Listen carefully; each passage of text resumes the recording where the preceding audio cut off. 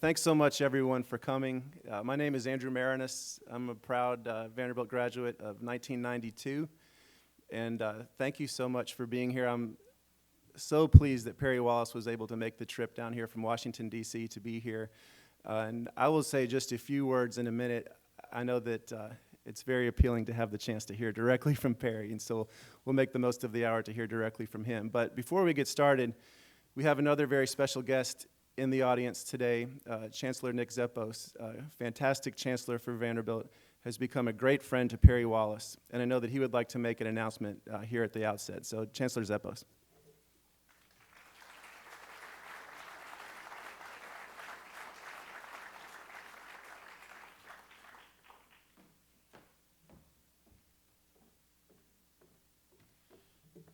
Thank you, Andrew. It's great to be back up here. And I want to thank everyone for coming to really, for me to hear about this important chapter, I would say in Nashville's history, in Vanderbilt's history, in the history of the SEC, the most important athletic conference in the country, and in some ways the history of our nation, and really the transformation of society and sports in a university setting, and the tremendous impact one individual can make. We talk about people leaning forward, and people who talk about leaning forward today might not know what that was like, so we always have to remind ourselves. So I've insisted over the last year or so that Perry adopt me as his friend and I will say law colleague, because it is somebody that I have really come to know and deeply admire. If you haven't read the book Strong Inside, read it again, or read it and then keep reading it. It's an amazing story that Andrew tells. We sit here on this beautiful campus. Let me tell you a little bit about Perry's background and kind of set the stage. Perry was born in Nashville in 1948. He attended Pearl High School in then, of course, segregated Nashville public schools. Just like you'd ask anyone who aspired to go to Vanderbilt, Perry did everything right. He was a straight-A student. He was a valedictorian of his high school class. And he came to Vanderbilt in 1966 to be the first African-American basketball player in the SEC. So let me repeat that, a straight-A student, a valedictorian in his high school class, and the first African-American basketball player in the SEC. He graduated with his degree in engineering in 1970, and then, just a little bit more education probably was what Perry felt he wanted to do, and I'm sure his family was enthusiastic. He went to Columbia University, earned a law degree in 1975. I'm a law professor, and I know from my own reading and experience that Perry is one of the most well-recognized scholars of corporate law, corporate governance, and international business transactions. He's working on an important project now on cybersecurity and corporate governance, and I've said, Perry, I keep asking you to talk about Strong Inside, but could you come speak to my audit committee when you have some spare time?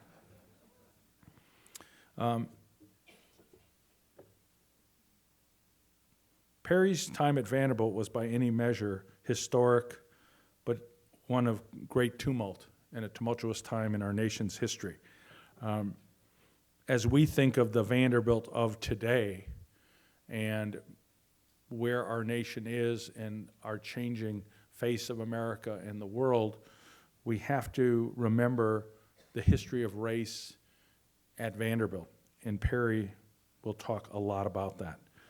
I think it's important to everyone to hear this story, but we're unique in many ways. We're a Southern institution that was started by a Northern robber baron to heal up the wounds between North and South. And what a bold project, what a tough project. And no matter how much money Commodore Vanderbilt had, he probably underestimated in some way the work that needed to be done. Perry's an important part of that work that the Commodore tried to launch forward with his $1 million gift. I also think it's important for you to hear the story, but I talk to my students about these things. I talk to the students all the time. I have Perry on campus, and I say, this is our history, and Perry's here. You can touch him. This is the first African-American player. This is not history. This is not 1905. This is Jackie Robinson in the SEC, alive, teaching law and writing about law. A few years ago, one of Perry's friends I met, her name is Dorothy Phillips. And Dorothy was the first African-American graduate of the College of Arts, a woman who graduated from the College of Arts and Science. And I tell my students all the time, I said, we're a great institution, but this is our history. Our good friend, Michael Ainsley, knew Levi Watkins. Levi was the first African-American graduate of our medical school. Levi died recently, suddenly, on the faculty at Johns Hopkins. He's 70 years old. He's only 10 years older than I am. And he was the first African-American graduate of our medical school. So we have time to reflect. We have time to look back. I think we have time to say thank you to Perry, to listen to Perry. But we also have, I think, a wonderful way of recognizing Perry today. The class of 1970 wanted a way to honor Perry and really continue his legacy at Vanderbilt. And if I have anything to do about it, Perry, that's a legacy that will continue in many ways. But your classmates have stepped forward. Leading the charge was Paul Wilson, the manager on the men's basketball team. Christy Hauk, class of 1970, fundraising chair. Chip Christensen, class of 1970, attendance chair. And Jimmy Webb III, class of 1970. Paul's the class of 1969. The class chose an endowed scholarship to honor Perry. And it is funded by that class and community support. And it's going to be given to deserving students in the School of Engineering. It is my distinct pleasure to announce for the first time that this great man, Perry Wallace, Jr., will also be enshrined by the Perry E. Wallace Jr. Scholarship in the School of Engineering. Perry, congratulations.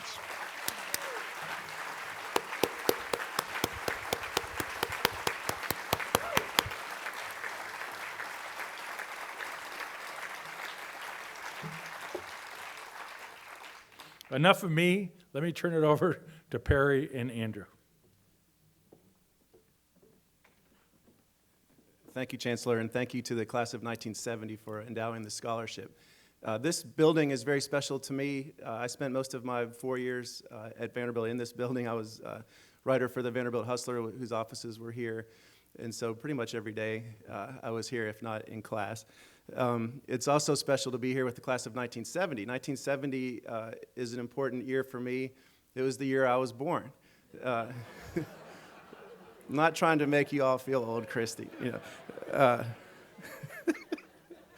I was born February 24th, 1970. My parents were students at the University of Wisconsin at the time. It was about 2 weeks before Perry played his last game here as a Vanderbilt basketball player. So if you want to see what can happen over 45 years, I'm the living embodiment. You get a bald author over the course of 45 years. I also want to say something about the scholarship. Vanderbilt Scholarship was the key moment in my life. I was a high school student in Austin, Texas, and remember the day that my mom came running up to me. We had what was called an all-school picnic in the spring. So everybody at Austin High was out at a park. She and my sister came up running toward me, and they were both crying. And they had just gotten the call from Vanderbilt to say that I had received the Grantland Rice Fred Russell Sports Writing Scholarship, which is the reason that I came to Vanderbilt. And it was a full tuition scholarship, completely changed the course of my life. I've been here in Nashville pretty much ever since, met my wife here. My kids were both born at Vanderbilt Hospital. So I owe the course of my life to Fred Russell and to the people that endowed that scholarship. I'm very, very thankful for that. In terms of life-changing, this man right here has been extremely life-changing for me also. I interviewed Perry for the first time in 1989 when I was a sophomore here in a Black History class that I was taking. I had read a Versus magazine article about Perry, about his first game at Mississippi State and what a trying experience that had been for him. I asked my professor, Dr. Yolette Jones, who's now is she a vice chancellor or a provost here at the university, if it was okay to write a paper about sports. in college, and I thought she would say no. But she said, yes, go for it. And so I interviewed Perry, who was a law professor at the University of Baltimore at the time, for that class. Again, the next year I had Professor Jimmy Franklin for another Black History class. Wrote another paper about Perry. I was the Hustler sports editor, argued that the Student Recreation Center should be named after Perry Wallace, and was too naive, Chancellor at the time, to realize it takes millions of dollars to get a building named after you. But as far as I know, it's still unnamed, so maybe there's a shot. Right. And then it was about 8 years ago that I began working on this book. I found Perry, who by then was a professor at American University Law School, asked if he remembered me, and he said yes. And the next day, I interviewed Roy Skinner after getting the blessing from Perry to write his biography. It was an incredible experience. I feel extremely fortunate to have had the chance to get to know Perry so well over the course of those 8 years, and I tried to keep a journalistic distance from him as I was working on the book, but I've completely given that up now. He's become a great friend and mentor to me. I even dragged him out to our house a couple weeks ago, and I have a 5-year-old and a 2-year-old, and they were running circles around Perry Wallace, Perry Wallace, Perry Wallace, and throwing balls at him, and then he ended up taking a couple of Advil while he was there. So I apologize about that, Perry. But I wanted to also recognize there are only people here from the class of 1965, your 50th reunion.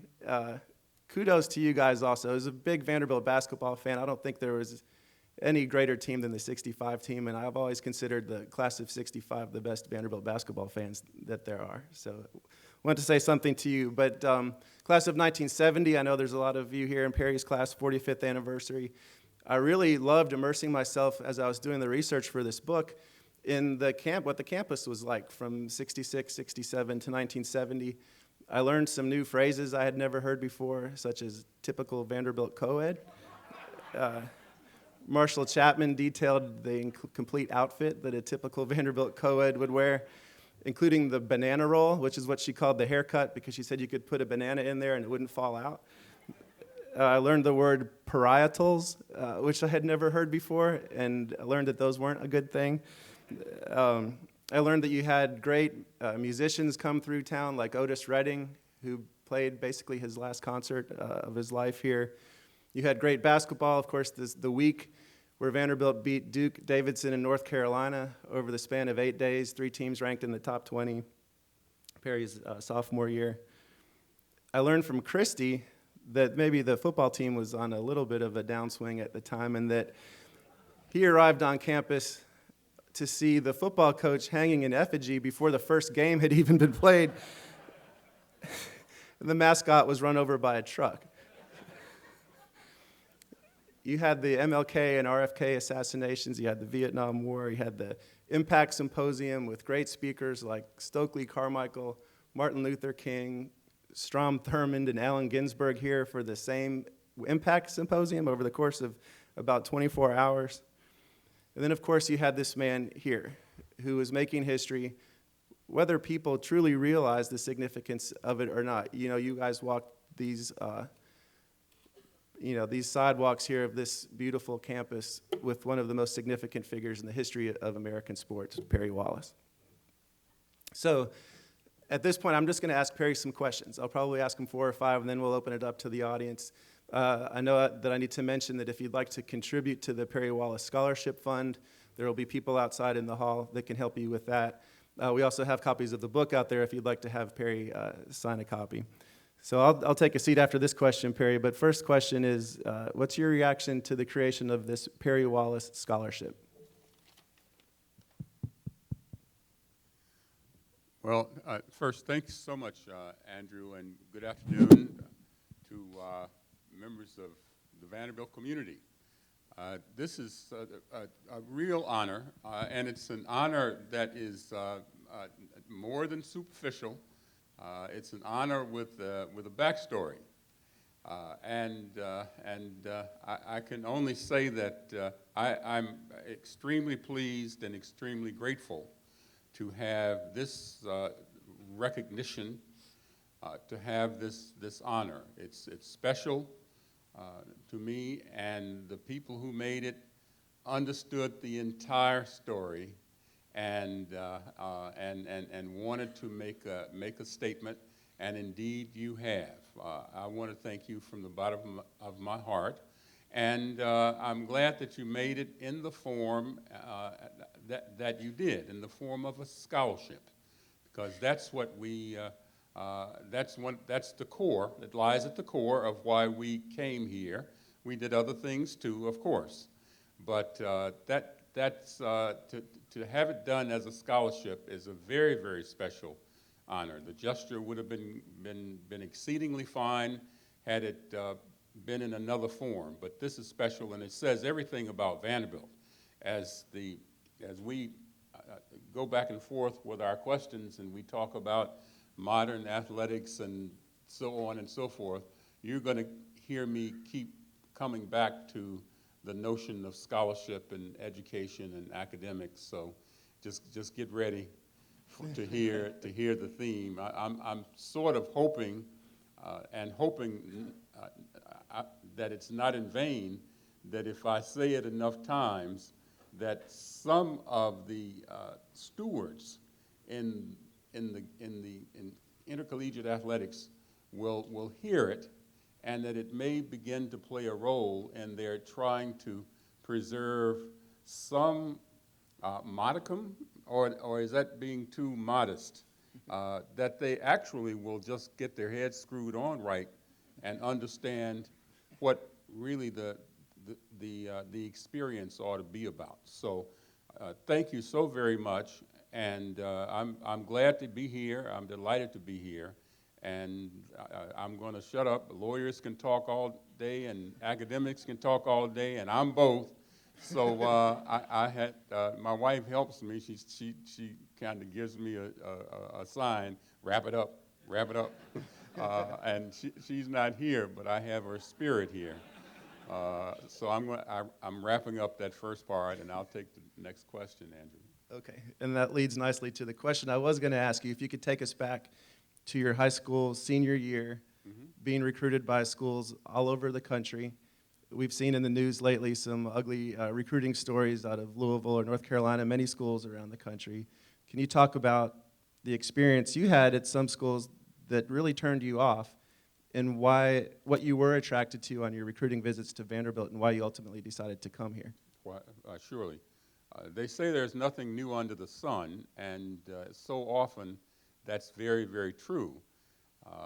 I'll go back 10 years before I had a chance as a high school senior to go visit all of these very fine schools across the country. 10 years before, I was a young kid here in Nashville, Tennessee in the late 50s, going on into 1960, and I had learned from hard experience about segregation. I'd experienced the brunt of it, and you know, having to go past 2 or 3 white schools to get to the black school where I was allowed to attend. Living behind North High School for so many years, even while I was in high school. And then came the Nashville Civil Rights Movement, and of course, those people who participated in it were the real heroes. They were the ones who were brave, and they took the hits. But some of the rest of us took hits too. And so if you were riding the bus or if you were walking back from school past those white elementary schools, people gave you a pretty hard time. In fact, it often was brutal. Fight or flight. And I remember one day coming home at about 10 years old, and I found myself saying, now, I don't know that there is going to be a movie made about this, but I always like to say that you couldn't necessarily have made a movie about that moment in my life, because it wasn't all dramatic. I wasn't a hugely dramatic person. But I looked and I looked around, and I looked at one side of town, looked at the other side of town, looked at one side of town, looked at the other side of town, and I said, no, no, no, no, no, no, no, no, no, no. This side of town that I've been consigned to is wonderful in so many ways. My family and my community and many of the institutions, my church, and they were richer than the whole world ever knew. But, you know, this is not it. This just doesn't feel right. I got to get out of here. I was 10 years old. I went downtown to the Trailways bus station, and I asked the lady down there how much it cost to buy a ticket to go, quote unquote, up north. And she said, "Where up north?" I said, "Well, I really don't know about the particulars, ma'am, but I just need to get out of here. So if you can get me to the cheapest ticket where I can get up north, I'd like to know about it, because I'm beginning to make some plans." And of course, I didn't have enough money. And then, of course, my parents, you know, they would have killed me if you know, this is old school. So, but what I did do was become more steely determined than the quiet, little shy colored boy appeared to be to most of the people around him, that I'm going to get up every day, I'm going to be a good student, I'm going to be a good athlete, and then in 7 or 8 years from now, when I graduate from high school, I'm gone. I'm gone. And I'm not going to ever come back here, because I don't like the way this feels. I don't like the way it looks. I don't like the way they talk to my mama and my daddy. And while I can't, all I can do for them is to go away and do well and come back and try to help them, but I'm gone. And so every day, that's what I dedicated my life to. And so fast forward to 1965, 1966, and things had happened in America. Things had happened that touched many, many communities, black and white. And what started happening was that among some more enlightened persons and institutions, there was the considered belief that that segregation was wrong, and that somehow we needed to get out of this mess, this long historic mess. Somehow we needed to get out of it. And what that did was open the door for, oh, not every institution, and oh, not every person, but for some of the ones with some vision to be willing to take those initial steps, those dangerous, those difficult, those perilous initial steps to change an entire history. And Vanderbilt was one of those institutions. It had its own internal fights and battles, and those continued as we moved along. But without question, that was the step that was taken. And in that sense, we launched out. People, we were all, none of us was an expert. And that's the thing that I always say, that I have often people who come and they have a great sense of remorse, and some with a really deep sense of sorrow, including a lot of people who don't owe any apologies to anybody. Bobby Warren didn't owe anybody anything. He could have been my brother. He was. And so, you know, I guess I could say that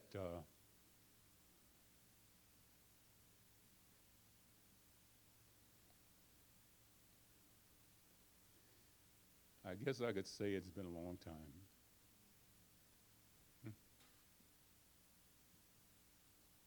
Perry, while you were at Vanderbilt, you had the opportunity to interact with leading civil rights figures like Martin Luther King, Robert F. Kennedy, Stokely Carmichael, Fannie Lou Hamer. You also had a group of students, you said, black and white students here, who coming together for the first time, who had the opportunity, you said, to practice being equal, was the quote that you used that's in the book, and to actually make some headway, some progress on race. Can you talk about that aspect of your experience here? Yeah. How are you going to come out of slavery and all act as if everybody feels that everybody's equal? How are whites, all of the whites in the South, going to come out of slavery and Jim Crow and believe that blacks were equal to them? How are all the blacks going to come out of slavery and Jim Crow and believe that they were equal? And that's the reality of it. I mean, you know, we could play all of these games, and I know that it may not be fashionable to, to talk about it for various reasons. But the fact is that it was going to take practicing being equal. And many people, you know, then and now, you have so many experts on race, and they make me so tired, most of them. They really make me so tired because they're going to tell everybody about what you need to do about race. And most of my life and my career, I've been around people who were sure that they were experts. And I would listen, and I usually would get quiet because I would know that they had no time to listen to me, although they didn't know Jack or Jill about race, and were not willing to engage in a conversation. And then we get to all of the avoidances, the deceptions, the fears, the inability to stand up and really look this thing in the eye for what it is, and not even enough to see the silver linings, not even enough to see some of the golden opportunities. And of course, obviously, the hard work, what's ugly and dirty and discouraging about it. In many respects, this book unfolds, lays out some of the ugliest, most painful of events and realities that you ever did see.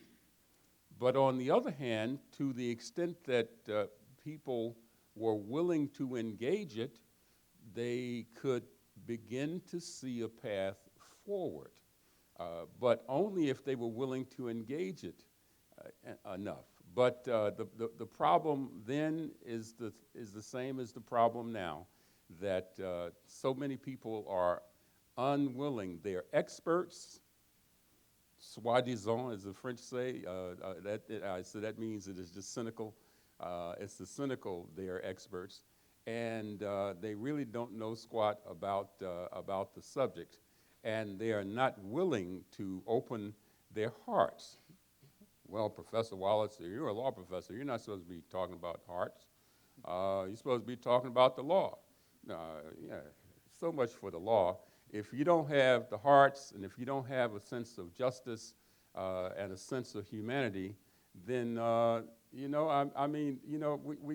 can always put the law in place, because that's really the foundation of any proper set of good laws anyway. But that's it. I'll stop there. Mm-hmm. And obviously, your day-to-day experience was not easy in any way, and you've talked about the loneliness of pioneering, the isolation that you felt on campus, the abusive situations that you encountered on the road, all at a time while you're studying as an engineer, double major, while your mom is very sick and eventually passes away before your senior year. Why did you stick it out? Why did you stay at Vanderbilt when it might have been easier to transfer and go somewhere else? Well, I made a commitment at a point. I came in here saying, well, I see all of this stuff in the newspapers about being the first black this and the first black that, and I'm not interested. I'm not a hero, and I don't want to be a hero. And I made the decision that, that this place made sense compared to, and I'm actually answering some of the prior question, compared to many of the other places, because they really do champion academics.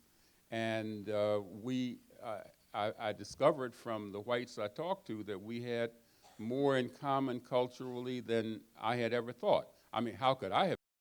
Because segregation kept us apart so much, that the fact that there really are core values, Southern and American, that we have in place. And so, I decided at a point, once I saw the nature of the problem, at first I thought that I could hide. I could run and I could hide. And I already knew that Joe Louis had already said it. He said, you can run, but you cannot hide. And that's what happens, and that's what happens in America today.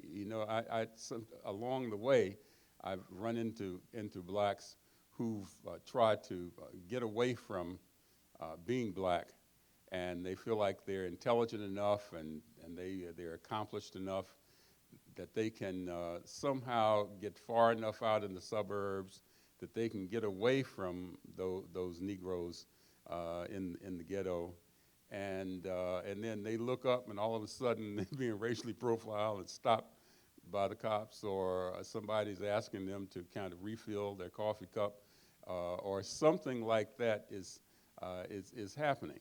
And what I saw and what we saw as black students that first year was that no, this American dream is kind of mixed up. It's mixed up. Not that it's all bad, but there's a lot that's ugly, and a lot of that old game is still in play. And we either are going to, just try to get away from it, except that you can't hide. Going up north, you can't even hide. And I think that many of us decided to stay, make a real commitment, and to try to work for some change. Now, for a lot of people who didn't really realize, a lot of people thought, well, in 1970, Perry Wallace, made all of these statements about what it was like at Vanderbilt, and then he just stayed quiet all of this time. Nobody had heard anything from him. Well, some people try to work through channels and work from the inside, and maybe you give that a try. And maybe it works, but sometimes it doesn't work well enough. I had to try to make one last attempt at getting the world to look up and see that here is a problem that is an American problem. And it's not uniquely American, as we see when we look around the world, but here's a problem. You've got to understand that these different kinds of people, these black people coming in, that they're not going to stop coming into these institutions that had been segregated before, and then there are going to be some more kinds of people. There are going to be some Hispanics and Asians and Middle Easterners and so on and so forth. And the skills that are required for coping with this situation are the ones that actually we could be practicing right now. So what we, as a group of blacks and whites, because there were blacks and whites who really worked together on this, and we made a commitment to try to change the university. And sure, we were idealistic, but that's okay. It's okay to be idealistic. We tried to meet with the administration. We had programs. We reached outside the campus. And so many of these things we were doing, and for someone like me, a lot of people thought that I wasn't doing anything but playing basketball and studying. a lot of blacks attacked me because they thought I was just some Tom who every time they saw a picture of me in the newspaper, I was just smiling. And they had no idea that I helped to lead the very first meeting, the first delegation of black students in the spring of 1967 to go and meet with Chancellor Hurd, other members of the administration, scared to death, but to meet and to lay out the racial conditions at Vanderbilt and our frustrations with those, and to make the demand that there be change and that there be some beginnings of change in the way the university was structured and was run. And that for those years afterwards, we continued and continued and continued on through, for me, on through the point where of where I graduated. So that's what happened. I went in naive and hoping that I could just run and hide and that somehow I would just be able to play ball and get my schoolwork and everything would work out just fine. And America's never been like that, at least for me. Everywhere I have gone, I've always had to deal with this problem. And I'm not the only person of color who has had to work with this dilemma, with this challenge, with this problem. And so in that sense, I made the decision that I think any smart person would make, which is that you've got to engage this problem because it's very, very real, and preferably you can try to make life better for yourself, but also make a larger contribution to the society. Okay, I'll ask you one last question, and then we'll open it up to the audience. A two-part question. I know that you've received some really beautiful responses in terms of phone calls and emails from some of your classmates, former teammates who have read the book. If you could talk about the reaction, the response you've received since people have had a chance to read it. And also, how would you describe the current state of your relationship with Vanderbilt University? Yeah.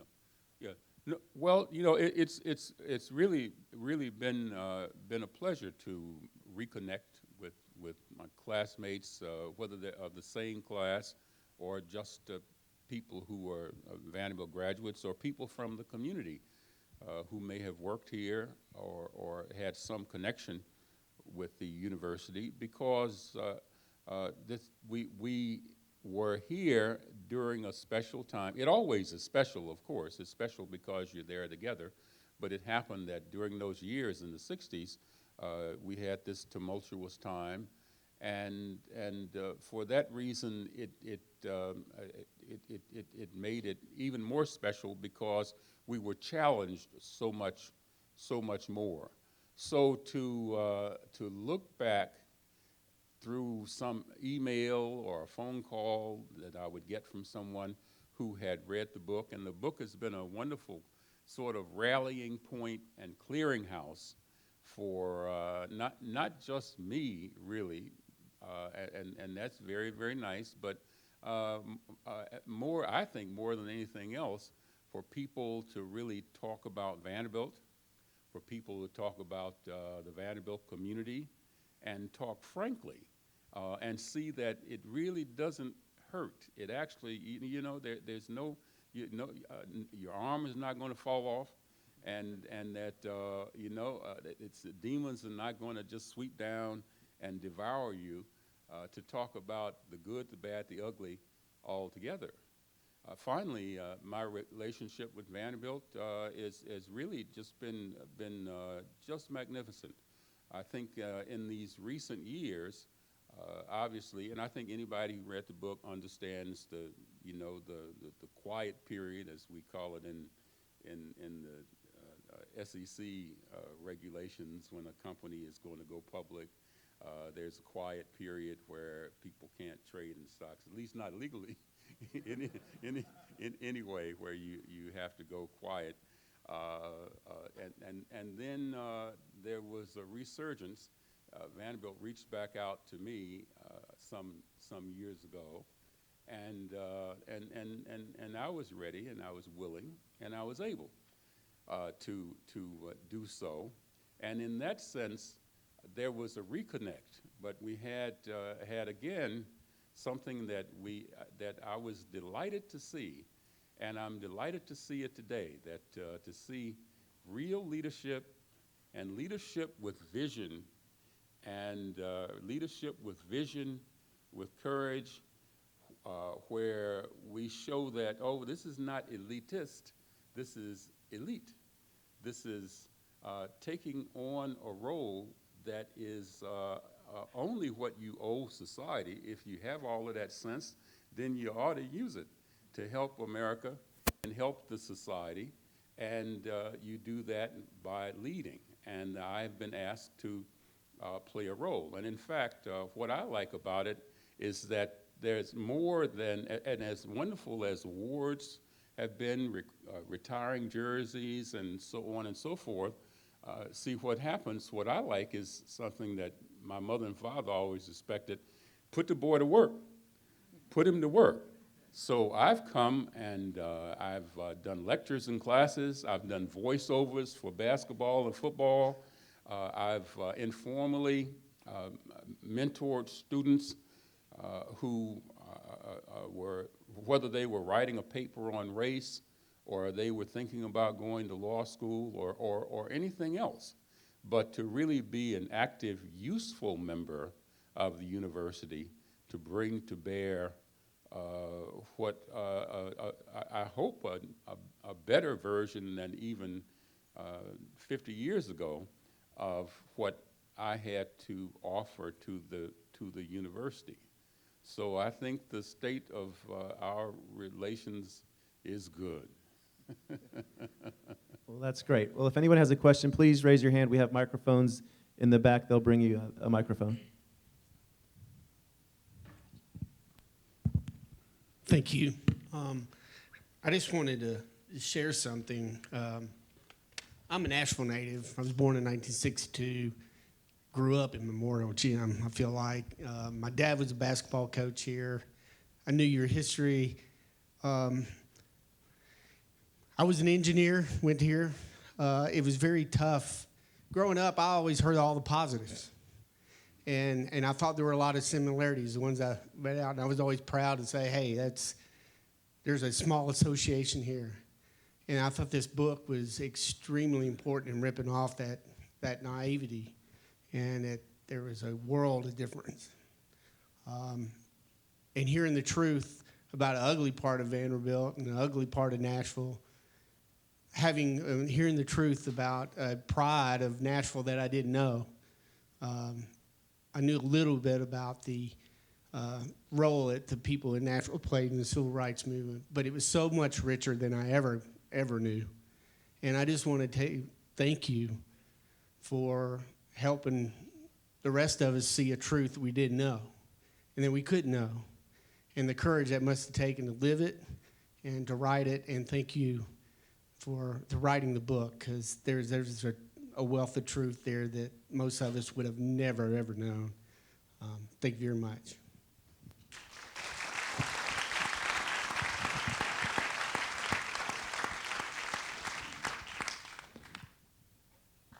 Thank you. That's very meaningful for me to hear. I know it is for Perry as well. Yeah, and I do think I just think it's important. Bishop Tutu, Desmond Tutu, and many others who have tried to address these problems of hatred, of segregation, of apartheid, after they have had a chance to be all grown up. Talked once that I heard him talk about truth and reconciliation. And you can't have reconciliation without truth. You can't skip to the reconciliation part without dealing with the truth. The truth is often, again, ugly and scary, uncomfortable, and the like. But if you try to do reconciliation, that's just acting. reconciliation without the truth is just acting, is just playing around, it's just BSing. And that's all. And that's what you're going to have. You'll be ceremonial, it'll look good, and you can parade around and have a party and everything.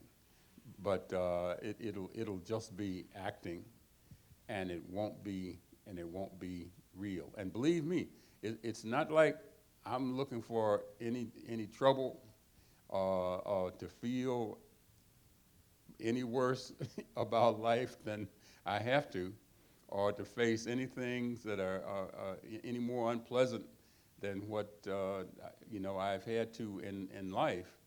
But what I learned really way before I got here was that you just can't, as ugly as it might be, the problem is not going to be resolved unless you first look it dead in the eye and say, okay, here you are, and here I am, and we're going to rock and roll.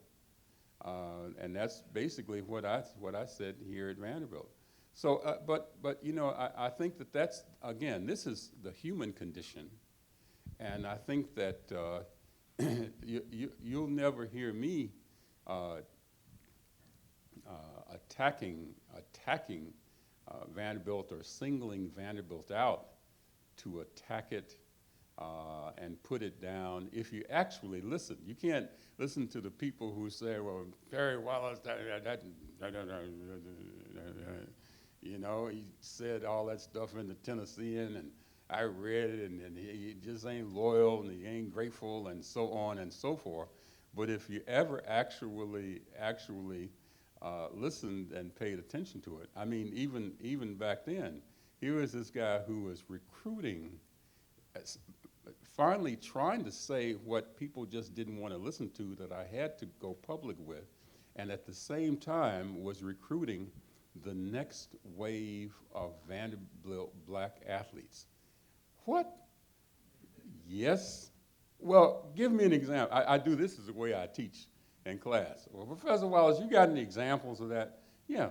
Bill Ligon, Walter Overton, Doug Nettles. These were people who came along in the second generation of black athletes. And these were people I was recruiting. I recruited them, and then I recruited some young recruits, like some people, guys, particularly guys from up north, because I felt that the guys from the South had more than a fighting chance because they understood the Song of the South, they understood the culture, they understood how to function, and they understood the peculiar institution.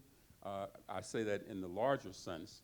And there were things that they understood. There were certain kinds of flexibility, I'll call it flexibility, that you had to have, and they understood that. But even as I was telling the truth, I was working hard to try to bring in that next wave of black athletes to go to Vanderbilt who came here, and then also counseling those who were going to come here and be in mortal danger to their souls, to the depths of their being, and to really help encourage them not to come here. That's not a disloyal act. That's a public service. And so, I just think that dealing with the truth is extremely important, truth, and then can come reconciliation. And if you can pick on Vanderbilt if you want, but go ahead and go around the SEC. And I'm really not picking out any of our sister brother schools, but the fact is that Vanderbilt did have the guts to get this party started, and to run the risk of looking bad for not knowing how to carry it on and get it get it right because it's a huge, huge risk. They were willing to do it. And nobody else was, Coach Skinner told me nobody ever from any of the other schools ever wrote him and said, congratulations, Roy, you've done a great thing. Nobody wrote me any positive letters. I got some other kind of letters about coming here. But it's a huge risk. Of course it is. But when you really do feel that you have a special contribution to make, you take the risk. You know that a lot of people won't understand. Even the people whom you invite to the party might not necessarily understand. So I think that once you start, if you do decide that you're going to kick and whack at the institution that was willing to try to tackle this huge, profound, ugly problem, and then nobody else was doing it, and they're sitting back saying, well, let's see how you do, and are not taking any step whatsoever. I want you to think about those other places, because I never heard of Pete. Coach Skinner never heard of Pete. I don't know what Chancellor Hurd ever heard from them. I think it's important to put them in perspective. And this is before I even tell you about it. I'm sure before it's all over, you'll hear me talk about what I learned up north about how the streets weren't paved with gold. I'm still looking for that gold. Yes, sir. Howdy, I'm Robert Knotson. I'm from Texas. I'm a 85 grad chemical engineering degree, but I'm a civil rights attorney practicing employment discrimination law in Texas, mentored by Patrick Gilpin, who asked me to come here today and get you to sign a book for him. He's not doing too well with his health, but he's finished his career as a civil rights attorney in Texas and fighting a long, hard fight. And you talked a little bit about how the black and white students came together. If you could do a little bit more and talk about what the students did and how they helped you in your struggle being the first African American to play. Oh, absolutely. And you have people like Pat, and Pat was a dear soul. He was a wonderful, courageous, brother in the whole fight for equality and for justice, and he never flinched. He was right there, and it was really heartening to have people like that. I like to say, as with the biggest footnote in the world, that and some people think that I'm taking a dive on this when I say that you don't expect everybody to do that. I'd love to say that everybody ought to be willing to put his or her life on the line and risk everything. I don't think that you build progress that way. For one thing, most people are just not going to do that. But I think that you need to, in providing a path forward, you need to give some possibilities for people to make contributions and then understand that there are others who are willing to just go for the gusto, just go for it and take on those great risks. And people like Pat were very, very much like that. And it was just great to see their faces. It's great that they were willing to have those meetings and confront the powers that be, and that to sit down with you and to try to plan how to really accomplish change, to work it out, and to have some of those difficult discussions about whether or not face-to-face confrontation was the best method, or whether or not some more conciliatory approach was the best. But first and foremost, before anything, was the fact that they were there, and in that sense, it was so helpful. One of the things I like to say is that, in effect, what we did do was provide sort of an alternative social structure, and they were black and white, And we reached out to the larger community. We reached to the faculty, members of the faculty, and people in the administration, and we constructed our own society. People will read about the rap from the 11th floor, the Afro-American Association that got started. In effect, we did something like what black people, and particularly those people whom we know as race people, who were strong supporters and proponents of rights and equality, but what they were willing to do, which was to create a world where you could have some sense of hope, some sense of joy, some sense of security, and that allowed you to go about your life and not just go about it at the minimum level, but really to have hopes and dreams and reach for higher, but for higher things. But for people like Pat, really Pat was the embodiment of that type of person. Okay, we've been given the 5-minute warning, so we have time for one more question.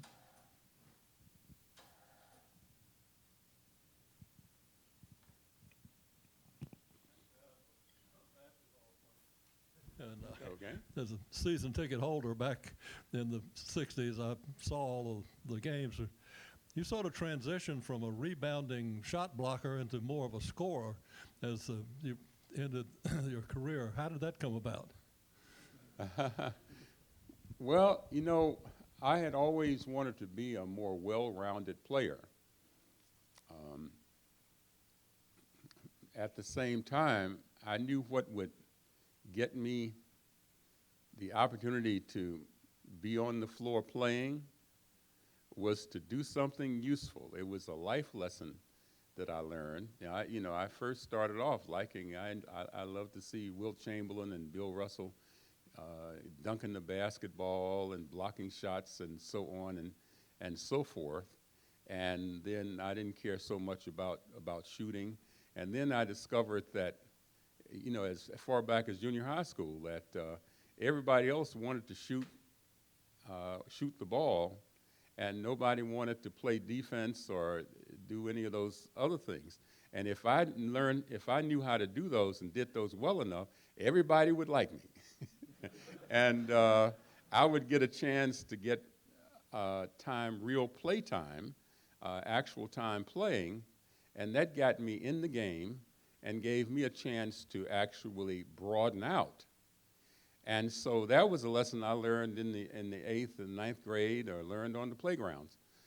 But then as we moved along to college, of course, they outlawed the dunk for suspicious reasons.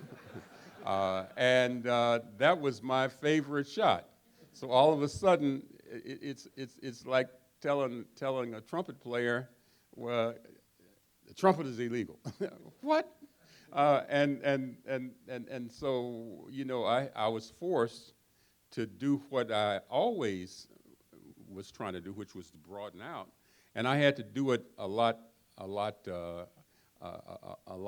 faster, right?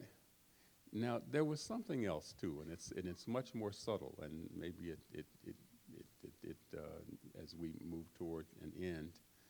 One of the things I had to watch out for in playing in the Southeastern Conference was that, physical contact. Coach Skinner actually had to make a complaint. He couldn't make it about race. It was, the politics were a little tricky then, but he talked about people beating up on me, and he also talked about people, the referees not calling any fouls. He also talked about the referees calling goaltending for nothing. A guy would shoot a jump shot from the corner, and I'd jump up in the air, and they call goaltending. But I didn't even touch the ball, ref. Shut up, boy. Just let's go. And so I was forced to broaden. I could have either given up or I could have broadened. And on the point of the contact, I had to learn to be effective without jumping too high. I jumped high, but it wasn't as high as I could jump. People talked about, oh, he's a real leaper. But the guys who played with me in high school were always saying, well, Perry, why don't you don't jump nearly so high. They think you can jump high because you jump higher than all the guys you're playing with. But this is not as high as you could jump. I'm saying, do you know what would happen to me if I just gave it everything and threw caution to the wind? And that became a metaphor for my experience. I decided to be a pioneer, but not a martyr. And that was the difference. And so, and in that sense, that played out in the way that I broadened out my game. I worked more with jump shots, and I wanted to do that, but there are certain circumstances that I was dealing with that really helped to urge that and really sort of force it. So that, your very perceptive comment, observation that you made, but I just gave you the backstory. Well, thank you, Perry. Thank you, Chancellor. Thanks, everyone, for being here.